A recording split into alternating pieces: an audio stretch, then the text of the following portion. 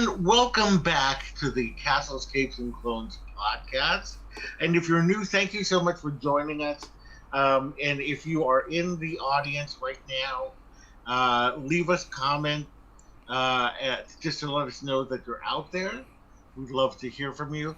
And we're actually reformatting our podcast. Change. What? It's a change. Oh, yeah, we're reformatting our podcast because we felt we were getting like really news heavy, and we've been wanting to do this live. And in order to have something a little more interactive, we just thought that we'd chit chat about different topics without kind of getting mired in a certain format, you know. So, bear with us if we are a little off this particular episode because we're just going to get the hang of this. Yeah. But we hope that you enjoy it. And if you do, leave us a comment, or if you're in the audience, let us know what you thought. So anyway, we are Castles, Capes, and Clones, where we discuss everything in the Disney universe. If you love Disney content, subscribe to our channel, hit the bell for notifications, and do like this post. My name is Loren, and I'm here with my cousin and co-pilot, Rich. Hello. How's it going? It's going all right. It's been a crazy week for me, but yeah. How are you doing? I can imagine. Doing fine, everything is the same old. I will actually be on a couple of live shows out there. Yeah, I'm going to be on Just Ginger at 9 a.m. Pacific on her channel. And then I will be on Teaching Disney's channel. We're going to be talking about Monsters at Work, and that's going to be not this Friday, but next Friday. And I can't remember the time, but we'll get that advertised. So anyway, I just wanted to... Is that first one tomorrow at 9? Yep, tomorrow at 9. Wait, is tomorrow? No, tomorrow at 9 a.m. Not I'm sorry, Saturday at 9 a.m. Okay. Saturday at 9 a.m., Just Ginger. Nice. Look that up, and we'll get some publicity about that out there as well, so that way people know that we are going to be going live. So very excited about doing that. Look at you going up in the YouTube world. Yeah, what can I do?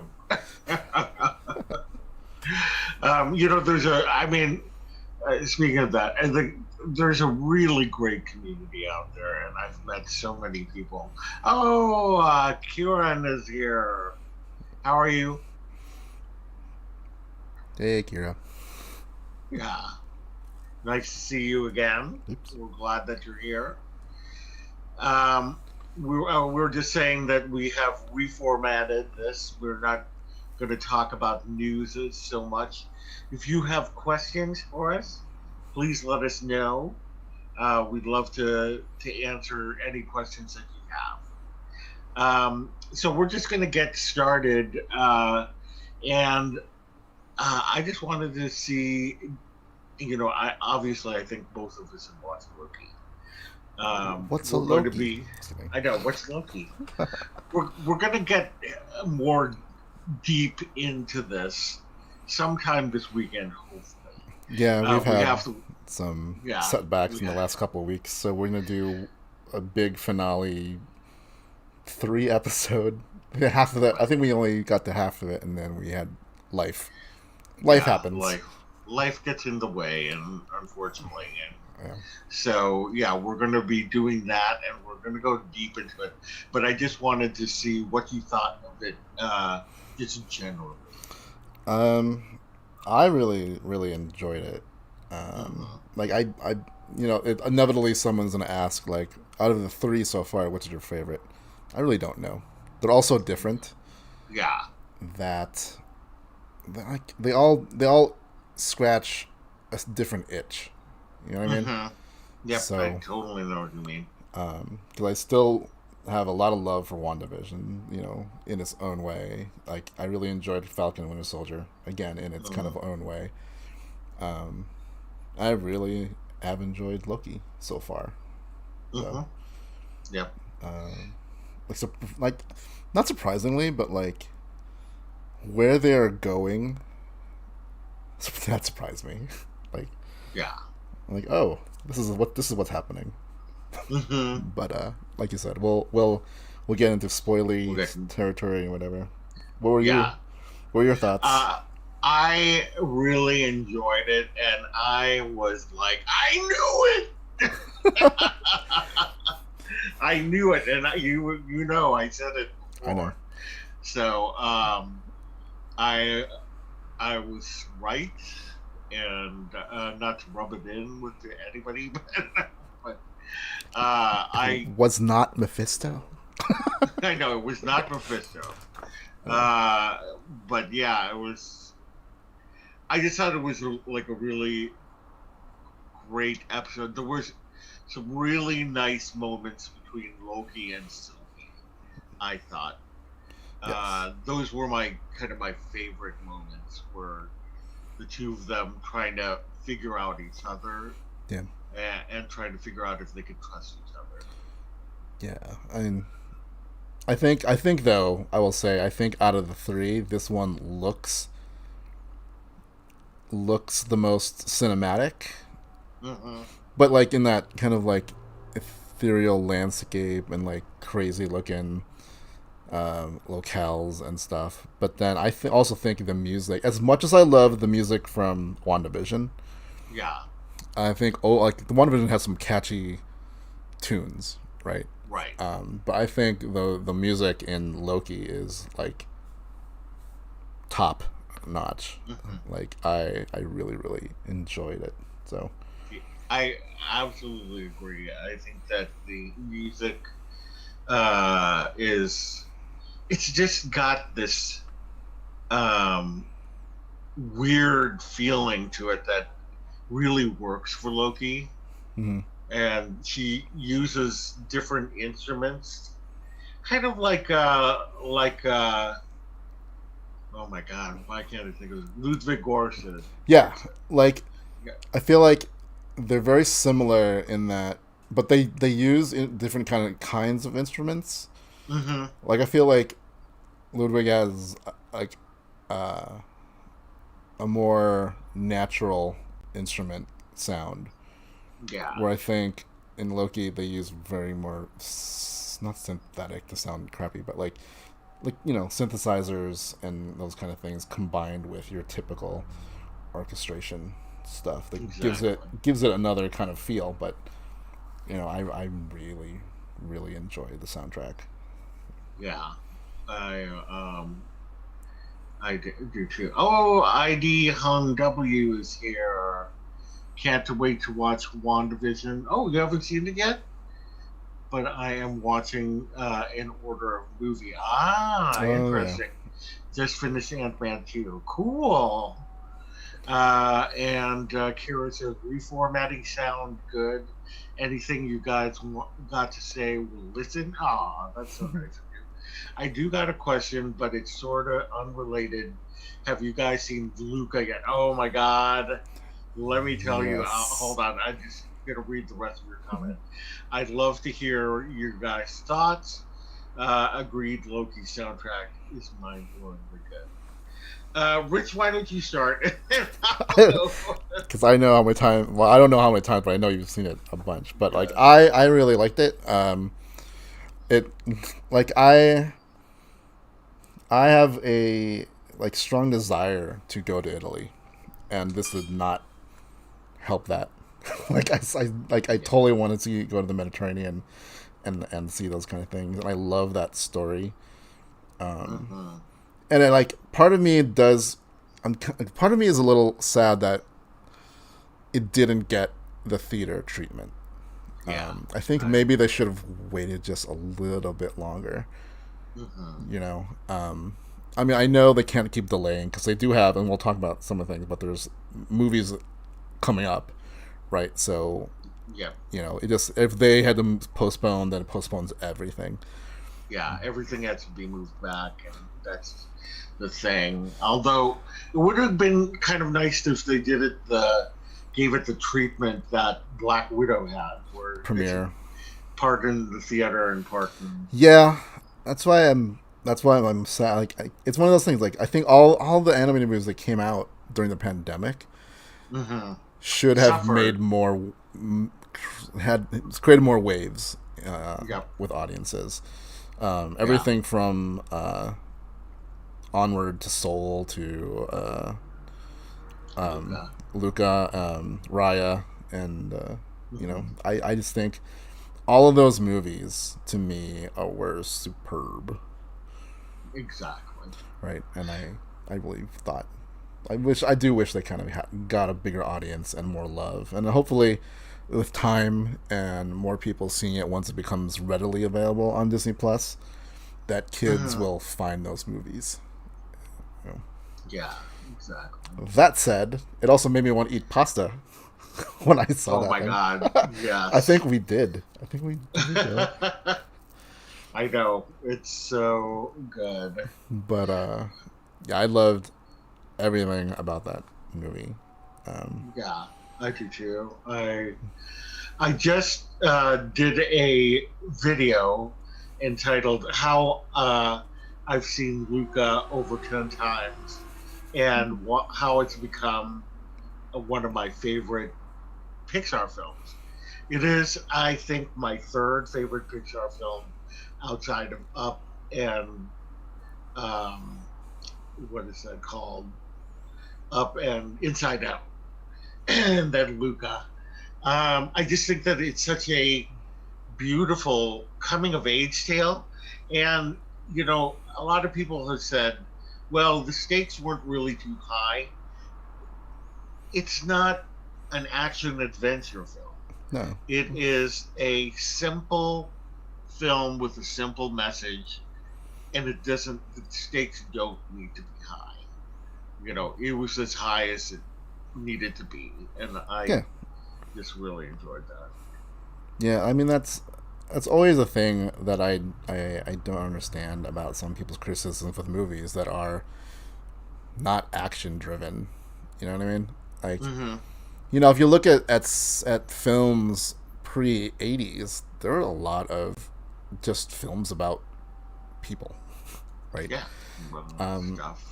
And then I know a lot of people like to blame the MTV generation, which technically is my generation, with the quick cuts and the short kind of like formats and stuff, and people just want things like that. Right. Because there is a difference. If you watch movies before the 80s and then after the 80s, like, there'll be a lot of criticism about movies from earlier where they're like, all the shots are drawn out and whatever. Like, literally, there was more emphasis on just composing the shot and letting it draw out. And that's kind of a thing that's, I don't know, it's become very rare nowadays. And I think sometimes you just need to watch a movie. Like, there's room for like the popcorn movies where, yes, it's all explosions and whatnot. But sometimes I just like to watch a nice story. Yep. Yeah. Right. Yeah, exactly. So, anyway, let us know what you thought. Both of you who are in. Let us know what you thought of Luca. And Kira brought up a good point. We are going to be talking about different things, but if you have questions, we really want this show to be interactive, so we will, take questions. And it doesn't have to be about the certain topic that we're on. Yeah. All right. Moving on, though, let's talk about Black Widow. Did you got a chance to see it, right? Yeah. So I bought it on Disney Premiere, but that was mostly so that my sister and my brother-in-law can see it. They got a little one, and they can't really go to the theater. And believe me, I bought it over the weekend, and it took so much willpower to not watch it, because I knew I was going to watch it in the theater on Tuesday. Yeah. And I'm glad I did that because I saw it in a really, state of the art theater where like literally I think they must have updated it during the pandemic because like it's one of those. It's not one of those like I forget what they're called, like the ones that have the moving chairs and whatnot, and they throw smells at you. Box. Yeah, it wasn't like that, but like there was like you could feel the room shake and things when there was like deep bass and explosions and stuff, and the chairs were new and everything. So it was really comfortable, even though I was literally like when I first got there, I was like the only one in that theater, and it's the big theater in this. Yeah, I saw the picture that you posted. And I was like, ooh. And then, like, maybe, like, 2 minutes before the movie started, then another family came in. And I think 2 more people sat all the way in the top. Right. So, it was definitely something I enjoyed it. 1. Mm-hmm. 2, I'm glad it got a theater release as well. Like, and, it apparently broke... I don't think broke records, but like for this time, it's the movie that it's brought people back to the theaters. Yeah. So much more than like Tenet did not, and some other things did not. And I'm glad that it's Black Widow because this is a movie I think was a long time coming. And the success of it proves that. A lot of people could say that she's a throwaway character, but if you look at her arc in the 7 films that she was in, where she started and where she ends, right in Endgame, she has a complete arc, and I like that this expanded upon her journey without anyone else. Like. I mean, she has a supporting cast, but there's no other Avenger. Yeah, I agree. Yeah. I feel like she was the heart of the Avengers. Yes, for sure. For sure. And getting to see where she kind of came from, I think, was really fun and fitting. Yeah. I think that I love the family and that moment when they are at the table, even though I had seen a lot of clips from it. Right. Just seeing the whole thing, it just really made me, it really solidified to this family. And I love that. I love Red Guardian. Yes. I want a movie about Red Guardian. I would watch a movie with, even if, Black Widow is no longer there. I mean, spoiler alert if you've not seen Endgame by now, but that was like 2 years ago, people. So yeah. But I would still love to see them together again, like the 3 of them. And it's there could be some criticism that like how can they feel this close and like a family only being together for 3 years. Because those were the best years. What Yelena was saying is that those were the best years of her life, and I think that Natasha feels the same way. And I think that the 2 of them, Melina and Alexei, really, did love each other, and they were kind of torn apart. I love that part where she's like, "Oh, you got fat." But still good. Still good. Yeah, I mean, like 3 years is seems like a short time, but if you have a close knit unit, that can be everything. I've been part of a lot of things that only lasted like a very short while, but I feel probably closer to some of these people that I only technically known for 3 years, and some people I probably grew up with. Yeah. Right. So it's definitely feasible that this, especially in like formidable year, right? It's like Elena like this is where she became her. Like she had a personality and all this kind of thing. It was and for her it was pre Red Room, right? So obviously that's the last. I guess like her innocence was there, and then Red Room happened, and then whatever. But I'm. What I liked about their dynamic was they were all so different. Like, I mean, one I love Rachel Weisz. Ever since The Mummy, as Evie. But I love that she's like this scientifically minded, like very, I won't say clinical, but like kind of.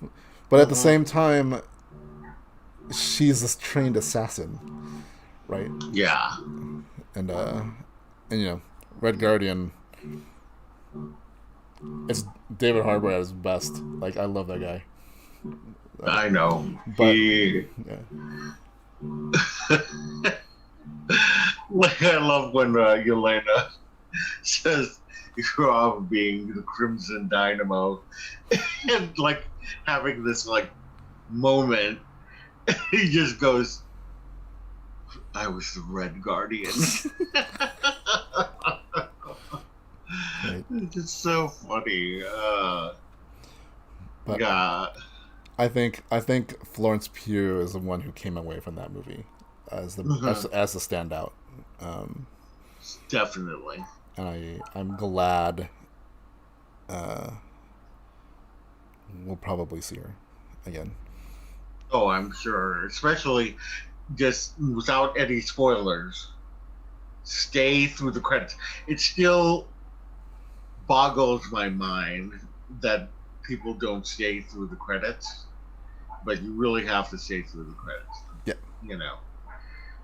Because there is something that kind of tells you about the future of what is happening. Yeah, I mean, come on, people. It's been 10 years. Yeah.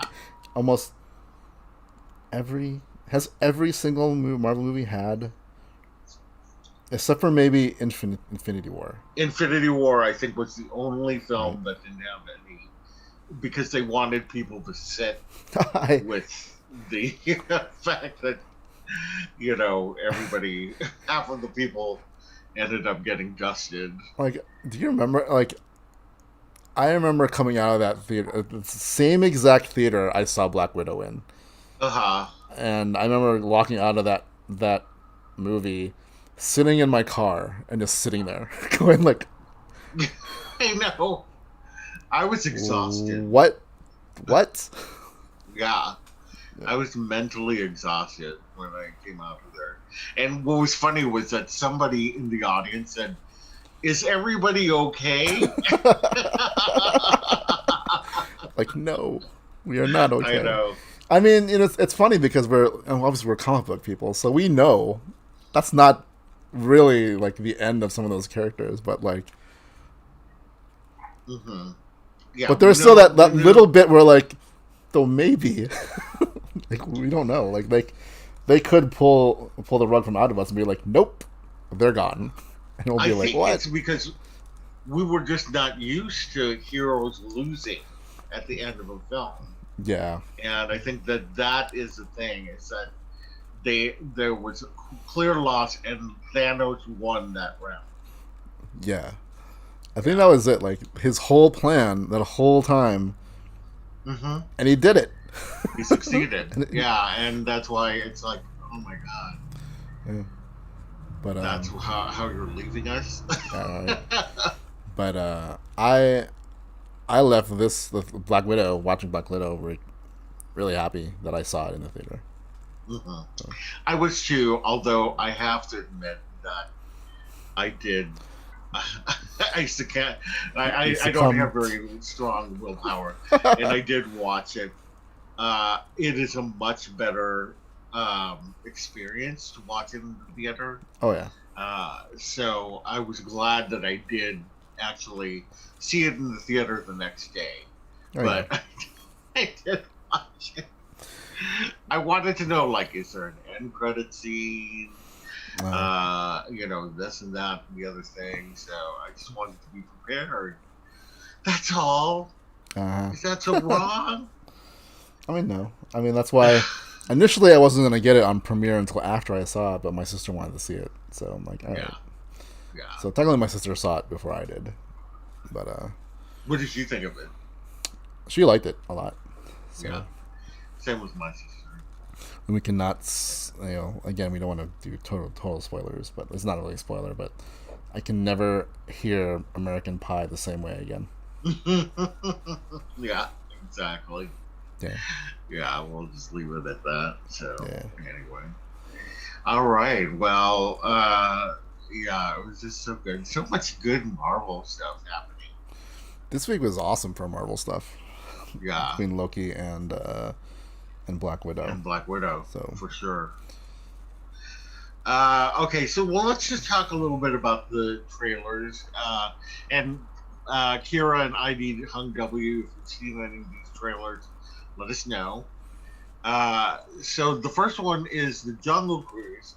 They released 2 trailers that were both highlighted the different lead, and I thought that was a really funny and cute marketing ploy or whatever, marketing tool. Were you able to see both of those trailers? Yeah.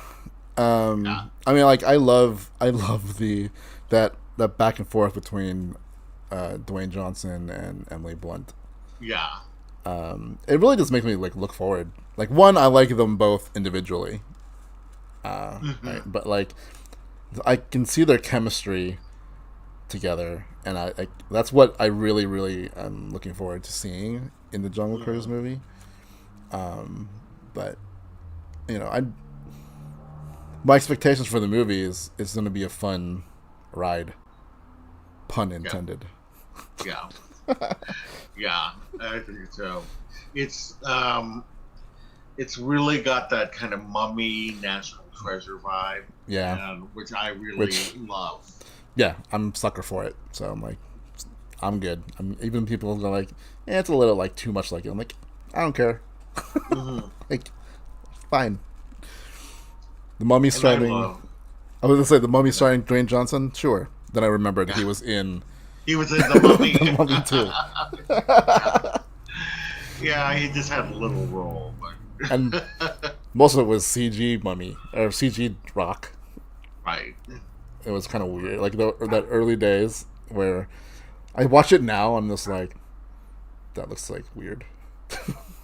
It's so interesting to believe that that's when he was The Rock. I mean, The Rock. We all still know him as The Rock, but now he's also Dwayne Johnson, and that's who we're knowing him as, is Dwayne Johnson.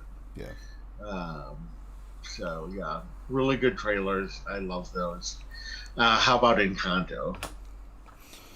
It was a teaser, so I'm still I'm not sure what it really is. Yeah. I mean, it's a family with all powers or gifts or something, both. Yeah. And the one doesn't. But I don't know what this goes. But I'm intrigued. I am intrigued. I like the fact that she doesn't look like your typical princess. Not that she's a princess in this, but they didn't make her look like that kind of traditional character that, with the same kind of look. Yeah. She has frizzy hair, a bigger nose, glasses. So it's kind of cool that they've done that. Yeah. Is this Disney or is it Pixar? This one is Disney. Disney. Okay. Yeah. The music looks like it's going to be fantastic. Or sounds like it's going to be fantastic. I mean, it's Lin-Manuel Miranda. So. Right. I was singing and dancing along to the song when I first watched it. It was just so good. Yeah. I mean, he has a very. Now that I've seen a couple of his things, he definitely has a very recognizable style, ish. Did you see In the Heights? Yeah. You did? Wait, what did you say? Did you see In the Heights? Oh, yes, I did. I loved it. I loved In the Heights. Yeah. Yeah, it's got that kind of the musical vibe. Yeah. That's what I was thinking. Yeah. So I'm sure I'll love the music. But yeah, it was definitely just a teaser. So I'm not to say I would never watch it, but like I'm curious what this becomes. Like, what is it? What is the story? Yes. I agree. When does it come out? It comes out, I think, this winter. Winter? Okay. Yeah, I'm pretty sure. I can't remember, but I'm pretty sure that it's this winter. If only there was something called the internet. Internet, yes, exactly. While you're looking that up, I will read Kira's comment here. She said the trailer for Encanto, same. It looks really cool and colorful animation. But what is it about? We want to know. We need more. Yes, exactly what we're saying. It comes out 3 days after my birthday, 24th of November. So late fall. Yeah. Late fall, early winter. Early winter, yeah, I guess. But, yeah, looking forward to it. I wonder what's the next Disney movies coming out. Like, I'm trying to think when the story trailer might drop. I'm guessing sometime next month or something. Like, I know they play it in front of Shang-Chi. Yeah. Whoa. Well, my headphones started falling off. Yeah, Shang-Chi. Which, interestingly enough, I don't have Shang-Chi down here on the trailers. But did you notice it was an entirely different trailer in front of Black Widow? Was it? Yeah. What was very different? What was different? There was a lot more footage and a lot more Aquafina. It was pretty cool. I mean, I enjoyed it quite a bit. They showed Snake Eyes and then Shang-Chi. It was like, oh, the martial arts film is back. Oh, Snake Eyes. I have so many conflicting thoughts on Snake Eyes. Right, I know. But I got curious. Like, I saw it in front of Black Widow, but I saw it also when they released it, right? I mean, unless you saw the same trailer and I got a different trailer. I mean, I don't know. I don't know, because I don't remember seeing more Aquafina though. So maybe I did get a different one. Yeah, there was quite a bit more of Aquafina, which I am all about. I'm here for that. Because all I remember is that the only thing, I mean, we got more Aquafina in like the other trailers than the latest one, right? Mm-hmm. We're talking about the one with Abomination at the end. Yeah. This is a different trailer. This was a different trailer from that one. Huh. Yep. Then I did not see that one. Because I saw the one with... Now I gotta see if it's out there somewhere. Yeah. Maybe look it up on YouTube. I don't know. Anyway, all right. So let's talk about What If, the new show coming to Disney Plus next month. What did you think? I mean, I was in already just because of what it is, but like... Oh, yeah. I love the style. It's very unique. It's not your typical kind of... It's not like it's not the same as Spider-Verse, but it's also got a very different look to it. It's not exactly realistic, but it is. You know what I'm trying to say? Yep. But I like it. And I love that they give us a little more of Chadwick Boseman in this teaser trailer or whatever you want to call it. But like, you know, after WandaVision and Loki, and because I thought when they announced it, I'm like, oh, that's cool. They're gonna do like a what if thing, and just to tell like stories, or probably not like if you don't need to watch it because it probably doesn't actually pertain to anything. I think it does. I think this ties in perfectly to because I think when they say what if, I think it's going to be this is the multiverse. This is what happened in other multiverse universes. And I think there's going to be callbacks to it. Definitely. Like, again, we don't want to get into spoilers in this show, but like seeing what happened in the last episode of Loki, I can see,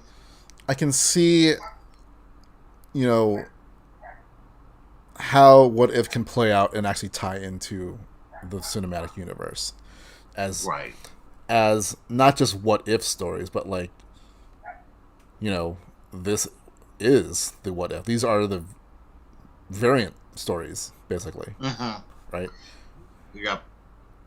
And I'm sure that they've thought this well out, so it's very cool. That's why like when they announced it, I'm like, oh, that's cool. But now I'm like, I have definitely stronger vibes that this is intentional and not just kind of like, let's just throw some cool stories together. It's there's something to this, right? Yeah, because with the ending of Loki, you really get a feeling for what is coming next. So like I'll expand upon this when we talk about it, but like, my big thing coming out of Loki is, and we've seen them, so we know they exist in the cinematic universe, is what is the role of the Watchers in all of this, right? And Stan Lee. It would be funny if he made a cameo. Like he is one of the Watchers.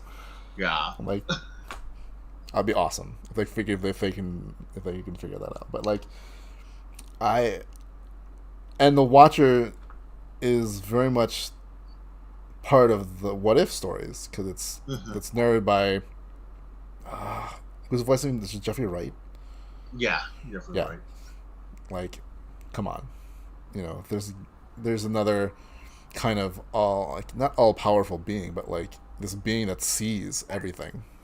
And then we're getting the Eternals also. So I'm feeling all of this. I mean, like, it should, right? Because it's phase 4. We know through the other phases that everything just ties together in some way. And so the Eternals coming, also this fall, winter, it's got to play into all of this as well, Right. Because these are beings, like, that have been around, and, the events of WandaVision and Loki opened up some stuff. So definitely. So exciting. Which story? I mean, I know we're not clear on how many stories there are, but like, which story that we've seen are you most keen to see? Of the ones that we've seen, I think that I'm most excited about the Captain Carter one. Because I love Haley Atwell, and I love listening to her voice. But also just the story, I think, is going to be interesting. And I'm looking forward to that one. How about you? It's weird though. Like, and we only see a brief glimpse of it. I'm curious to see how Marvel handles their zombies. That's going to be another one. Right? That's going to be another one for sure.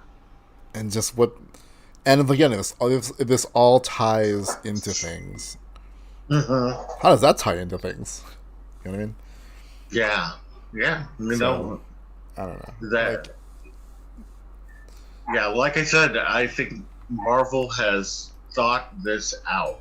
Yeah. There's got to be a reason why this series is coming after Loki and before everything else. So I just looked it up. I'm here for it. There are going to be 10 episodes. Ooh. I'm very curious to find out what they're all going to be about. Now, are they going to release it? Because, when they do normal... Well, I guess since they released Monsters at Work episodically, week to week, right? So I'm guessing they'll probably follow suit. I hope so. So we'll get... I really do like the episodic rather than the binge model. Yeah. So we'll get a month and a half of more Marvel in August. Yep. August 11th it starts. So we have a little time now that Loki's over. Right. We have a little time to We have a little breather, and then more. Though we are getting, I don't know if you saw it, it's not one of the topics, but we are getting a second making of The Mandalorian. Did you see that? Yep. I saw that, and then there's also going to be the Avengers Assembled. The Loki. Loki. So we'll have something in the interim. So I love that they're doing these kind of series where, or at least programs and episodes where they, show how they made the show. It just makes it a lot of fun. Christian Cardenas is here, and it says, looks so cool. Hey. To be honest.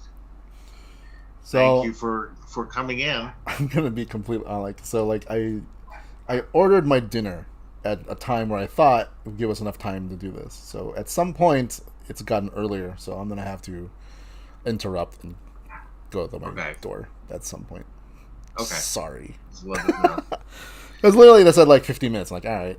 I ordered a couple minutes ago, and now it's it's gonna be here soon. Right. All right. Well, let's move to Turning Red. Did you watch that trailer? Yes, I did. Yeah. What did you think? I thought it was cute. I mean, look, I've said it many times in different places, but I would love a red panda. Every time I go to a zoo, right, I'm like, where the red pandas at? I just want to see them. So I'm already built in, right? But then seeing the kind of more of what it is, I was like, huh, that was not quite. I knew the premise, but I'm seeing it. I'm like, oh, that is what it is. She hulks out instead of being a Hulk. She red pandas out. Panda. Although I love the part where she's running on the roof and you're like, ah. Because I did a reaction video for this, and I said, oh, she's like the Hulk, and then that happened, and I said, except she's not, she's still a little girl, and I love the mother, her, I think we've all been there. Yeah, she kicks the guy. Tell her it's me. I don't know you. It's just very funny.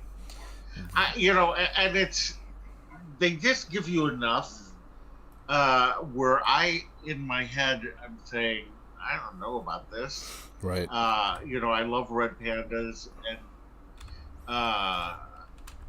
but at the same time, I've done that with almost every film that's come out from Pixar. And I've always really loved them. So I'm sure that I'm going to enjoy this. That's not coming out till... Is that right? It's not coming out till next year? Yeah. And that's going to be the first movie that is going to be, I think, exclusively in the theaters. Or at least is going to have a theatrical and Disney Plus release. But they said that no more, just Disney Plus. I mean, it's going to go on Disney Plus eventually, Right. But if you're looking to watch it, it's not going to be like Luca, where there was no premiere access on that. It just went directly onto Disney Plus. Yeah. Same thing with Soul. Soul, I think you had. No, because Raya was premiere. Right. Soul, I think, came out just on Disney Plus. Right. I think so. I think you're correct. I am correct, sir. Yeah, I think you're correct. Anyway, very cool trailers. All right, so now this part of the show is we're going to kind of go back and forth. We each picked 3 topics we wanted to talk about this week, and we'll just go back and forth. So, Rich, why don't you go ahead? Your first one. What was my first one? Huh? What was my first one? So what was my first one? State of Disneyland. So, yes. I just want to your thoughts on. I'm sure you're following kind of the news on how much things are opening at Disneyland and stuff. And with more things opening and capacity is increasing. Yep. They just released this deal, right, for people who live in Southern California, where you can buy 3 tickets to Disneyland for a discounted price, but you have to buy 3 tickets, right? Right. And you have to use them for September. And you have to use them before ends. September, ends. So I'm like, why? Why September? And then what happens in October? Is it right? Because it could tie into the holiday stuff, but I think even mid-September Halloween starts, all the Halloween decor and stuff. Because I know Haunted Mansion is closing mid-August or something like that, or end of August, and then opening 2 weeks later, right? Right. So Halloween is going to be in effect. So it's not we want to get this all done before some of the Halloween's a major holiday at Disney. Right. Halloween time. So what I'm thinking is we might start getting news about the passes, the annual passes or the memberships. I'm hoping. Right. I just want to know. And what do you think is? What do you think their deal is? What do you think they're gonna do? I don't know. I've heard a lot about people saying they're going to kind of do a frequent flyer mile thing, where the more tickets you buy, then you get a freebie or whatever. I don't like that. Like a punch card? Those you buy 3 smoothies or 5 smoothies, get the 6th one free. It's and I'm not liking that. I like to have the freedom to go. And ID Hung W says going to visit family in Southern California in August. Oh, maybe I'll go to Disney with that deal. Yeah. Although you have to be a Southern California resident, so I don't know if you live in Southern California, but you definitely need to be a Southern California resident. Yeah, and I think the way they do that is that they by zip code. By zip code, yeah. Yeah. So anyway, I don't know. That's what I've heard, but that doesn't necessarily mean that's what it's going to be. I think people are just speculating. People saying that there's not going to be a monthly deal, and I know that you've said the same. I'm really hoping that there will be. I think what they just need to do is jettison the lower end APs that, the ones where people will just go on a Friday and do, not spend any money and do whatever. And I think that if you have the more higher tier and have a monthly on that, I would like that. I'm sorry about that, 91W. No, I mean, if you're here for a short time, you would have to go 3 times. Yeah, that's another thing. You could go 3 days in a row. Right, but that's a lot. It is. It's still going to cost you like, I forget how much it is, like $300. Mm-hmm. That's why I'm not going to do the deal, because the problem is I can't really do 3 days in a row, just financially and also health wise. It's exhausting for me to go even 2 days now, and I won't be able to use it before September. If they said end of December, then that would be another story.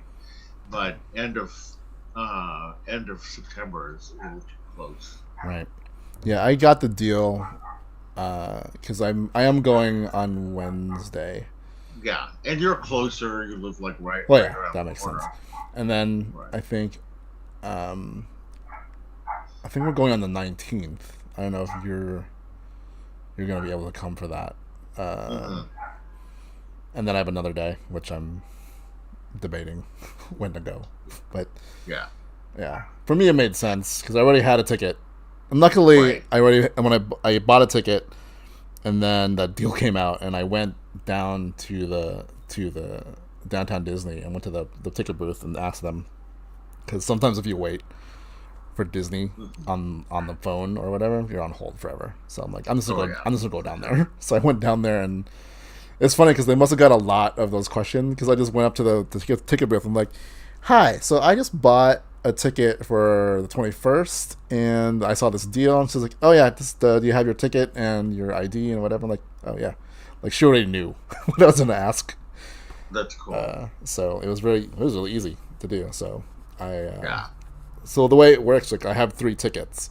I made reservations with 2 of them, so I have an open kind of ticket. I just need to make a reservation to go. I gotta pick a date that's open and whatnot. And I got the park hopper version, so I might do because I know when I'm going this week. I start at Disneyland, and I think also when we go in September it's Disneyland. So this third one I might do start at California Adventure, kind of deal. But we'll see. But I'm hoping it's not. I mean, I know it's not going to be the same as it was before, right? I mean, otherwise they'd have just released them again.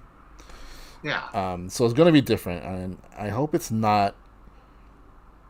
I hope they find a happy medium between like some kind of that's what membership to me, like, it worries me that what it is and how much limitation there is. Especially for us that live here, and it's definitely like a first world problem, right? Like, oh, I can't go to Disneyland anytime I want, and I can accept that I can't, but I would like a little bit of ability to go more often than I can now. Yeah. Right? Like for you, if there was a version of it that had something similar to the Disney Signature Plus or whatever, but there was no payment plan, that would be really hard for me. Yeah. So I would have to go, and the thing is that nowadays, like, I can't drive very far anymore. So I have to rely on somebody taking me and then getting the hotel and whatever.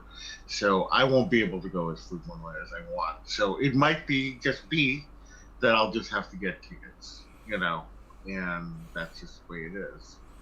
But there's nothing that's going to prevent me from going to Disneyland. So, right, yeah, I'll do some whatever makes the most sense.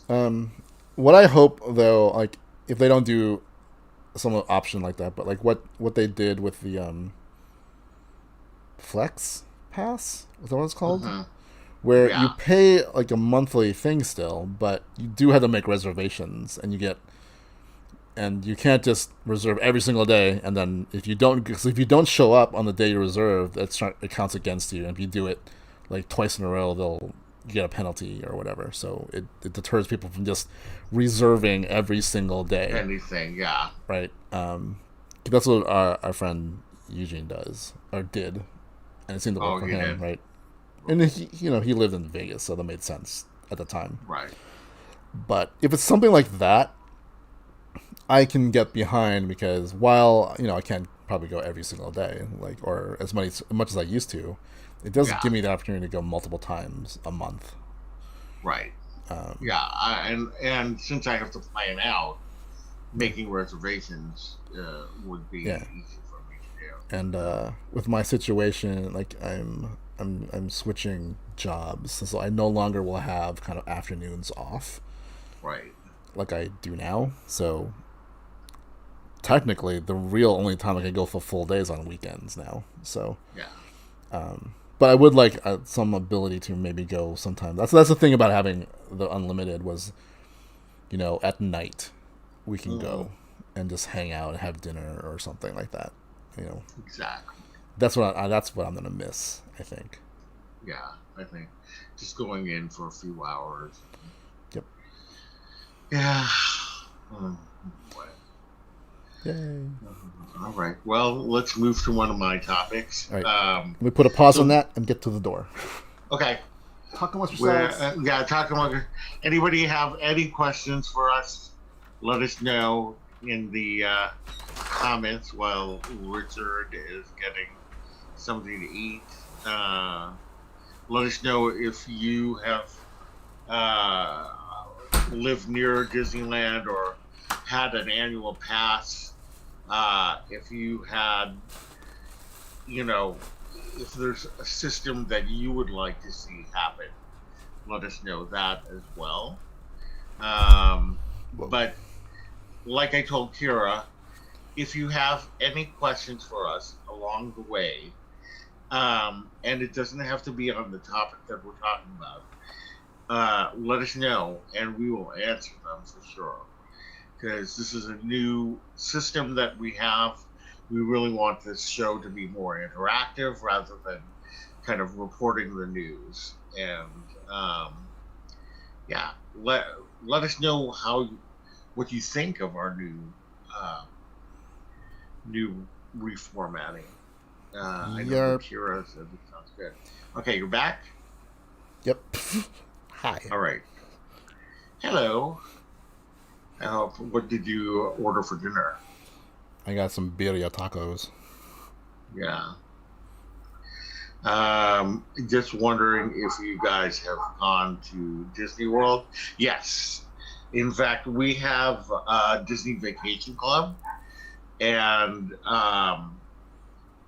we own at the Animal Kingdom Lodge over near Animal Kingdom there. Yeah, it's like so. The Vacation Club's kind of like Disney's version of a timeshare. Yeah, it's like a timeshare. And it's really nice, that resort. If you ever get a chance to just walk into the Jumbo House lobby, it's amazing in there. So let us know if you Disney World is, it's a different experience because it's... Mm-hmm. There's way more parks, more spread out. Like when you go to the Disneyland Resort, right, which is Disneyland, California Adventure, and then the couple hotels they got. It's in the middle of a small town. Mm-hmm. Not really a city, not really but there's, when they got built, all these kind of like tourist hotels and restaurants popped up around it. So it's very much surrounded by like touristy kind of things. Uh-huh. So when Disney went to Disney World, was going to build Disney World, he didn't want that. So it's very spread out. Like that's the only thing about Disney World is like you can't get from one park to the other quickly. Like even if you drive, even if you take one of their things, like it can take about an hour to get between parks, whereas here, literally we just cross an esplanade to get from one park to the other. I remember I went one time with somebody who was just used to Walt Disney World, and we exited Disneyland, and they said, "Okay, well, how do we get to California Adventure?" And I just pointed to it, and I go, "It's right there. It is." He's like, "Oh my god, oh my gosh, it's so close." It's so strange, like seeing pictures of Disneyland, earlier before California Adventure, and how that was the parking lot. Mm-hmm. It's so strange to me that was a parking lot because it seems bigger than it is, right? Yeah. But yeah, Disney World, like, there's a lot more planning involved with Disney World, especially if you've never been, right? Right. Because there's so much to do. Like, even their downtown Disney version is like a multiple day thing. You can't do. Like, there's so many restaurants and so many things. Mm-hmm. They got water parks that are still part of that whole thing, and even like just like hotel hopping. Yeah, just going to the hotels is a thing. Like, there's so much. That's what I usually do on my last day there. Yeah, that's what we do too. Yeah, I get a late flight out and go around to all the different resorts. Which one's your? I think we talked about this before, but like a while ago. But which one's your favorite park? It's Animal Kingdom. It's followed very, very closely by Epcot, but Animal Kingdom, I just find it so beautiful. I love the conservation message of the park. I watched the magic of Disney's Animal Kingdom and just fell in love with that park again. And so I'm dying to go back and see all the animals that were highlighted in that show. If you haven't seen that show, definitely check it out, especially if you like animals or ever wanted to like touch a hippo or a rhino. I mean, like, I'm so jealous of those people. That's definitely one thing I want to do one of these days when we go is do that the early tour thing. I know it's expensive and whatnot, but I think it'll be probably worth it. Yeah. What's your favorite? I'm always torn between the same two, right? Yeah. If you ask me right now, in the state that Epcot is in, then Animal Kingdom, definitely. But I feel like Epcot's going through so many awesome changes right now that it might edge it out slightly. Yeah. When everything is completed, when Future World is now split into like the 3 parts, and we see whatever the Moana water thing looks like, the Guardians of the Galaxy ride, and that new restaurant, and how that's going to look. Like all the like concept art makes it look amazing. Yeah. So, for sure. And it's always been, before Animal Kingdom was ever around, Epcot was my favorite. And I think until, like, the thing I had against Animal Kingdom was that it closed so super early. So it was always like a rush to get there and do everything before it closed. But now that it's open at night, it's gone up. But it's always been those two, Epcot and Animal Kingdom. And Animal Kingdom, yeah, I totally agree. Because I like the animals. Animals are good. All right, so let's go to my first topic, which is Disney is going to be doing more animated shows. And I was just curious what you thought about people watching these animated shows. And the reason why I asked this is because I told 2 people that the next Marvel show was going to be animated, and I got a face from them. And they're like, I don't know. I don't know if I like animation. Like, I don't. They're like, I like Disney animation, but I don't know if I like that kind of animation. So I'm like, trust. You have to trust the fact that this is going to be connected to the Marvel Cinematic Universe in a way that I feel if you don't watch it, it's not going to make as much sense. Yeah. So I'm trying to get these people on board, but they are hesitant, and I was curious to see what you thought. Like, if you think that it's going to be popular. I hope it is, especially if there's enough buzz about What If every single week, the way there is for Marvel live shows, right? Mm-hmm. But it's the same problem that Star Wars faces. Like, I will, to my dying day, be like, some of the best storytelling in Star Wars comes from animation. Yeah. Like, if you're in it for just what goes on in the stories, you can almost get no better than the Clone Wars and Rebels, and right now Bad Batch.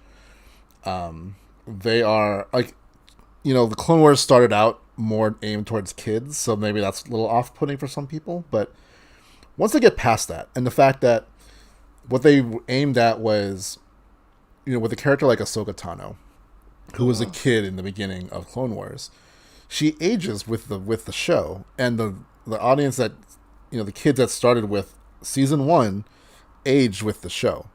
Right.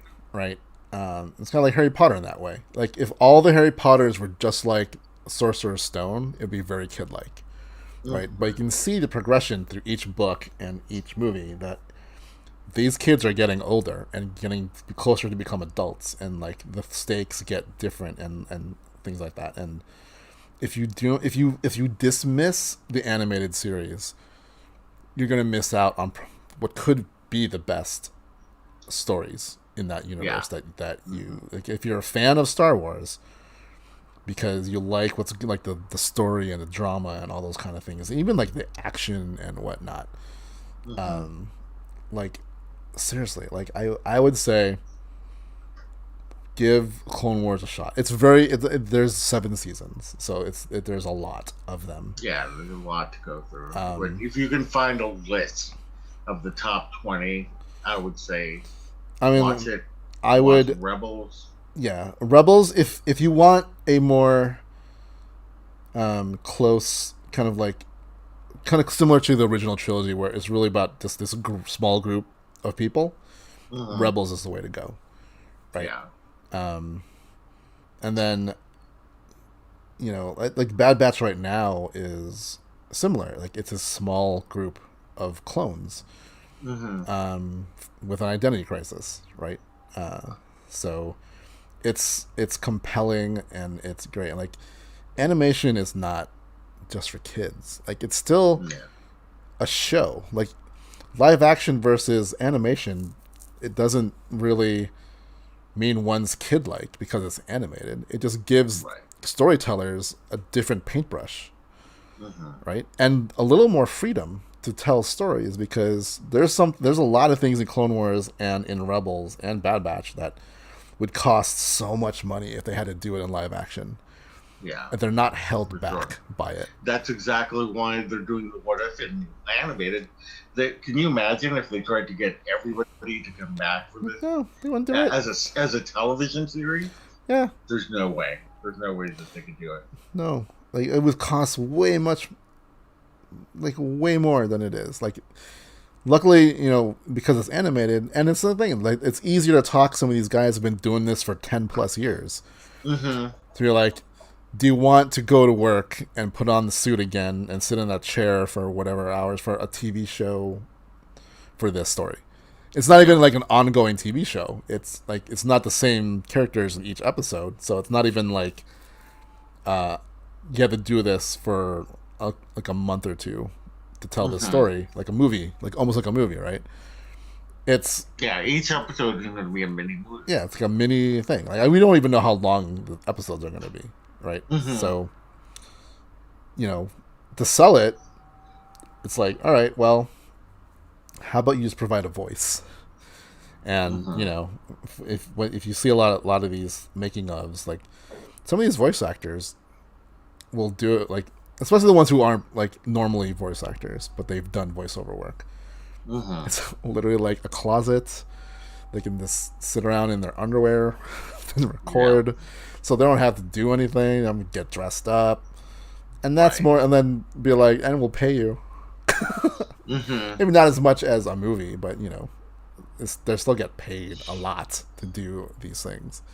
But yeah, it's the same thing. Look at the difference if it's Chadwick Boseman in an animated show versus Chadwick Boseman in a Black Panther movie. Like, would you not watch it because you think it's I wouldn't. And knowing that it's still part of the story, like, is your perception of it being kid-like or whatever going to deter you from following a story? Right. Yeah, because I keep telling people this is going to be done by Marvel Studios, which is, they have a plan. And, I'm just going to be really curious to see how that plan folds out. Yeah, I think the best, way to see how good storytelling can be in animation is to watch the Batman animated series. Oh yeah. 1, it's beautiful. 2, it's not kid-like. I mean, no. It's again, I feel it's still some of the best Batman stories out there. Definitely. So it's almost like with books too. Like, people don't like they hear the term young adult, and they automatically think, no way, that's not for me. I'm a grown up. Yeah. One of my favorite books in the Star Wars thing is a young adult novel. And it's not because it's kid-like. It's a great story. Because it's a good book. Yeah. It's a good book. Like, Harry Potter is all young adults, right? Right. And that's a multi-billion-dollar franchise. That book got people reading again. Yeah. And that's, got me reading the amazing thing. Right. I mean, I did read before. Sadly. Right. All right. Well, let's go to your next topic. To go, I kind of build off of the animation thing. So Anime Expo happened last week? 2 weeks ago. I don't know. 2 weeks. I think it was 2 weeks ago. And they had a special presentation on Star Wars Visions, which is the anime-inspired show from Star Wars. Basically, Lucasfilm went to a whole bunch of the big anime studios and gave them carte blanche to be tell a Star Wars story. It doesn't necessarily need to be canon, doesn't need to tie into things. Just, you get to play in the Star Wars universe. Yeah, I think that is awesome. Yeah, and and this is what I've always kind of wanted before the Disney buyout. It's just, I just wanted George to open up the world to storytellers to tell stories, right? And they kind of did it in books, but I wanted something visual, and we're getting it with this. And it's, all of the different stories that are coming out of Visions are so unique looking, and I'm blown away by just how all these production companies are interpreting the universe, right? But they're also very much tying it in with Asian culture. Which full circle goes back to Star Wars anyway, because it was definitely George was inspired by Kurosawa, right? Yeah. And I think it's a great way to kind of pay homage to the homage, right? Yeah, that's really cool. And I hope this is not the last we'll see of it. If it proves to be popular, I'm sure that is this something that is coming to Disney Plus? Yes, and it's coming to Disney Plus in September. Nice. There are 10 episodes, I think. Yeah. And they range from, and then the thing is, I don't know if you saw it, but they range from the cutesy kind of Astro Boy I inspired saw thing. that. Like that story, like it might be like look cute and whatever, but I'm like the story where I'm like, what's the story about? Oh, it's about this droid who longs to become a Jedi, right?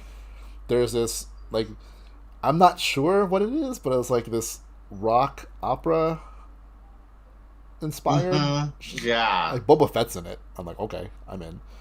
Right. But then like there's a story about almost like it flips the whole Sith and Jedi thing where the Jedi are the sort of like we are like almost bad guy, but like this is the way it is. Everyone has to be, and then this one guy who's like I don't think so, and kind of rebels against them, but he's a Sith, right? So I might be telling you that story from a different perspective, right? Yeah, that's cool. And I just want to know like what do you think can come out of this? I mean, I think that if they can do this, we're going to see more of this kind of stuff. And who knows, maybe some of these characters will catch on and, take flight. Maybe we'll see one of them in The Mandalorian or, Book of Boba Fett or something, down the line. Yeah. You never know.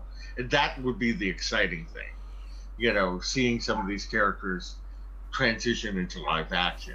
I would love that.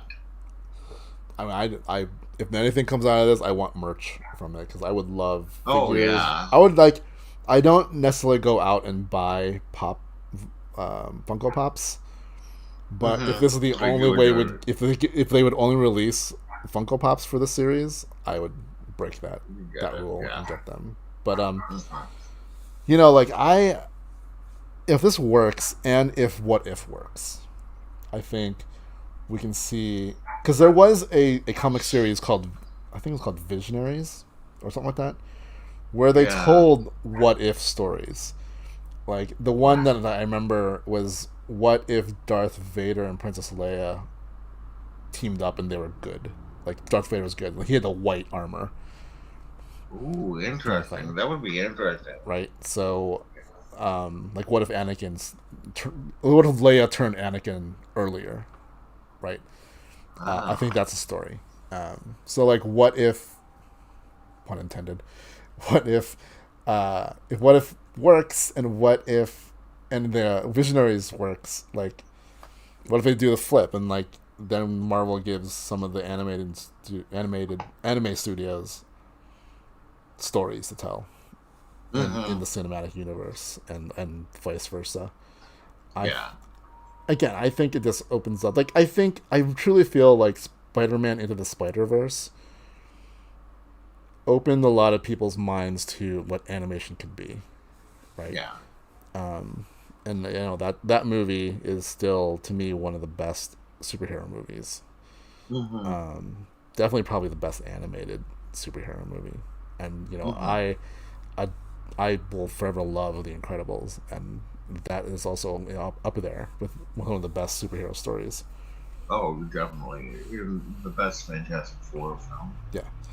So I as well hope this opens more doors to anime and different kind of storytelling, and especially like how we talked about like Snake Eyes coming out and Shang-Chi, and like there's like especially after the year the Asian population has had.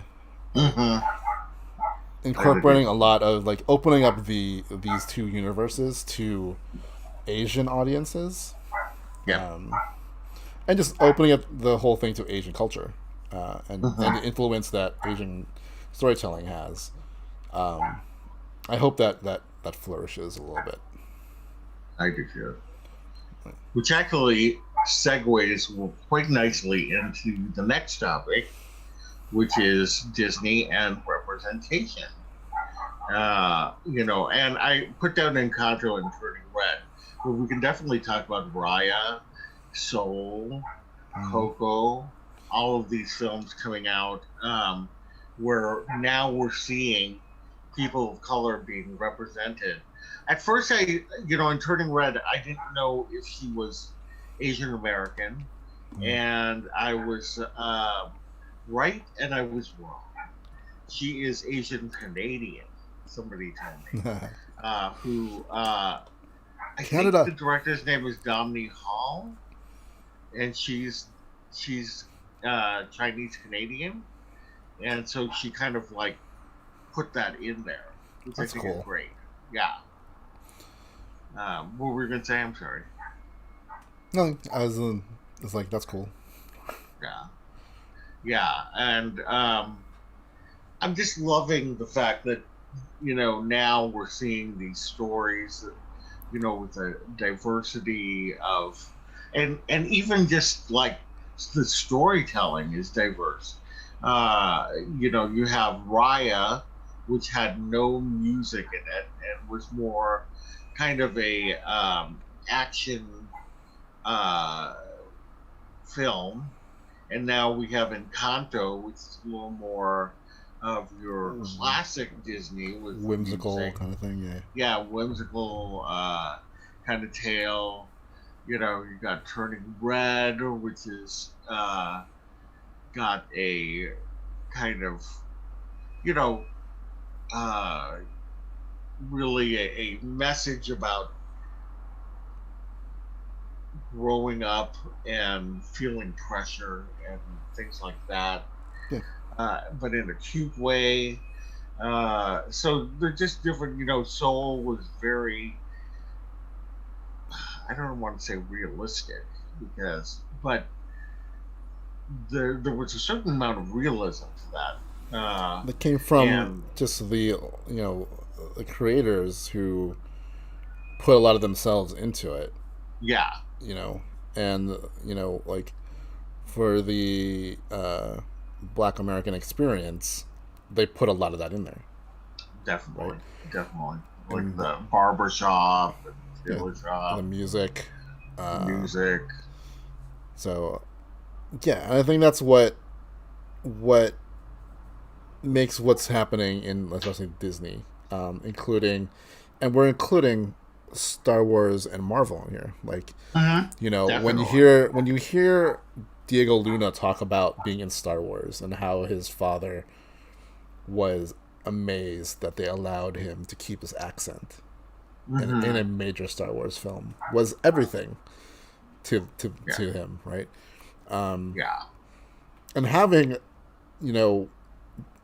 right now then, like 2 Latino leads for 2 shows, Mandalorian and Andor, yeah, for sure. And we don't know what Acolyte's gonna bring, but that's gonna definitely have a very strong female presence in things, right?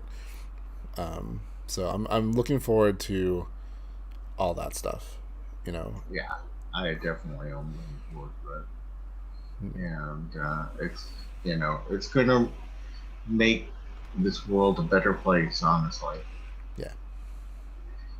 All right, let's move to your next topic. Speaking of women, Patty Jenkins. Yeah. Yes. Has been given, they interviewed her. I think it was Hollywood Reporter or something, but she was pretty much talking about how Lucasfilm is kind of letting her tell the story that she wants, which I'm all for. I'm just hoping that audiences are, because they seem, with the sequel trilogy, that's kind of what they did. Is let them tell whatever story they wanted to tell, and it kind of like in the grand scheme of things, even though they all made a lot of money and whatnot, but like perception is very mixed on that series, on the trilogy. Like, do you feel that this is going to be still a good way to go for it? I do, in the sense that I think that it will give a little more diversity to the storytelling. We've seen what Jon Favreau and David Filoni have been able to do with The Mandalorian. I think it's going to be different from the trilogy, because the trilogy, unfortunately, everybody ran with the story, but it was all supposed to interconnect. this one doesn't have to interconnect as much. You know, it's not like it's going to be part of a trilogy, and even if it was, I think that it will be all handled by Patty Jenkins, and or I'm hoping, and that she can bring that story together. I think that she has proven herself with Wonder Woman. Maybe there are some spotty elements to the story, but I honestly think it's the studio that insisted on some changes. Because you can see that she definitely can get into the emotion of characters, which I'm really excited to see. Yeah, that's one of the things with DC. Like, they have this weird, I don't know, control, but like they seem to, like, even to Snyder, like they seem to have a lot of their hands on things, and like they think they know better. Where I think people can criticize Disney all they want, but like they pretty much let everyone do what they want to do. Like even like Kathleen Kennedy, like she's responsible for all this only because she is the president, right? But it's not like she's the one coming up with all the stories. She's the one who makes.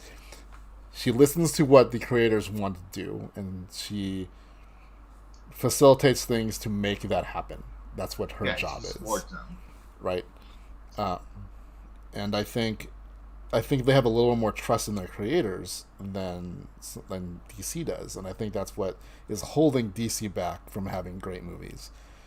Is that Warner Brothers and DC tend to just not trust in things as much as I think Disney, Lucasfilm does, and Marvel.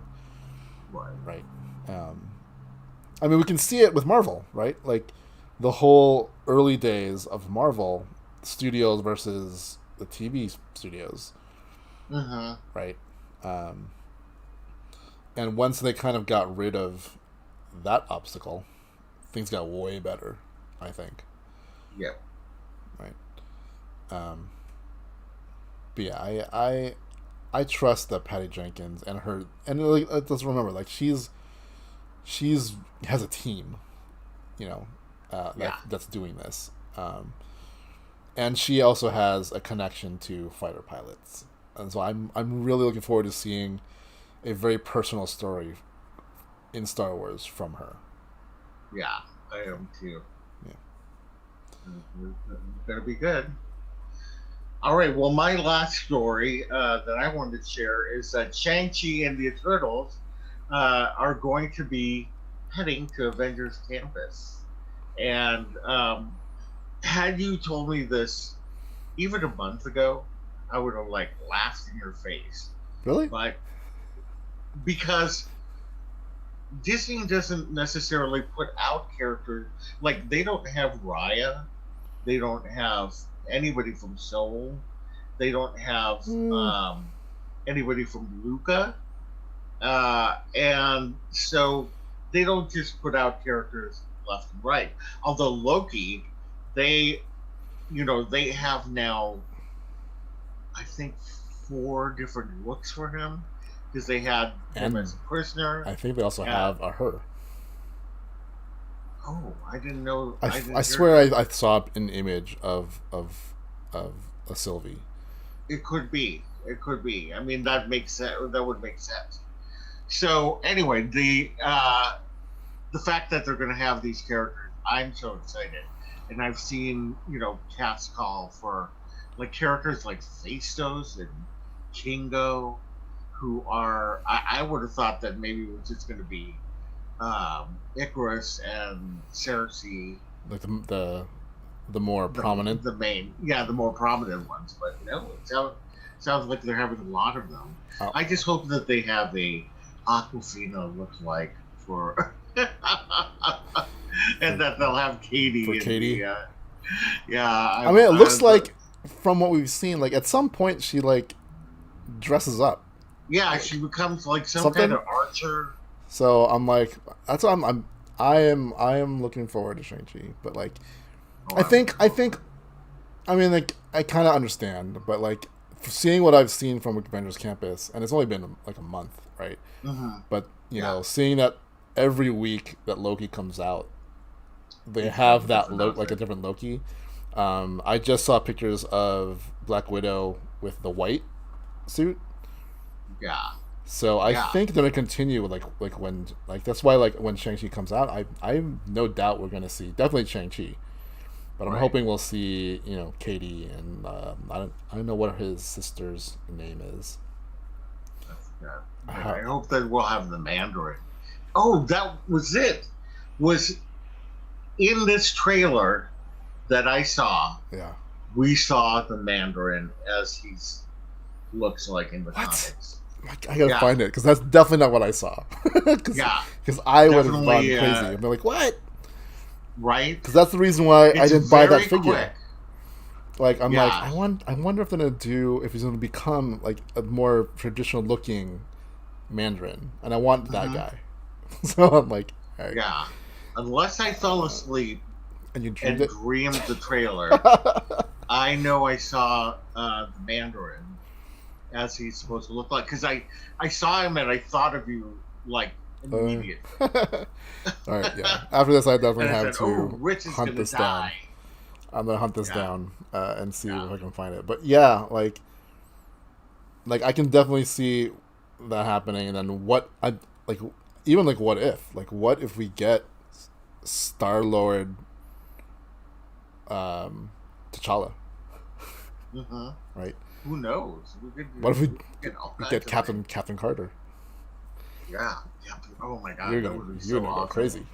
That's why, like, I talk about I have another ticket. Like, I want to go again, and then start my day in California Adventure and just hang out in Avengers Campus and just see all the things. See who you can see. I can see because they tend to have a lot of things going on, and I didn't get to see a lot of it when I was there initially. But I wanted to sit there and just watch all the shows, see all the characters come out, and whatnot. So that's what I think I'm gonna do. I'm looking forward. By the time I go, maybe What If have been started by then, so maybe we'll see some of that stuff. Yeah, but I'm glad that Marvel is doing it. I wish they had the same amount of like characters and stuff in Galaxy's Edge. Yeah, and it's a much larger place where they could be having these characters. I think that like the concept of it was applaudable.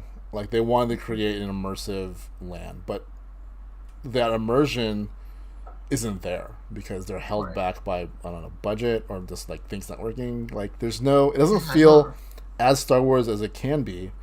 Right. Because the denizens of Star Wars is not just humans. Yeah. Like even if it was just they added a whole bunch of droids wandering around, that would make it feel better. And I think the what they should have done is like do what they do at Avengers Campus. Like it's the Avengers Campus. There's reasons why they're there, but it's not necessarily tied to a continuity kind of thing. Yeah, it's teeming with life. And that's the great thing.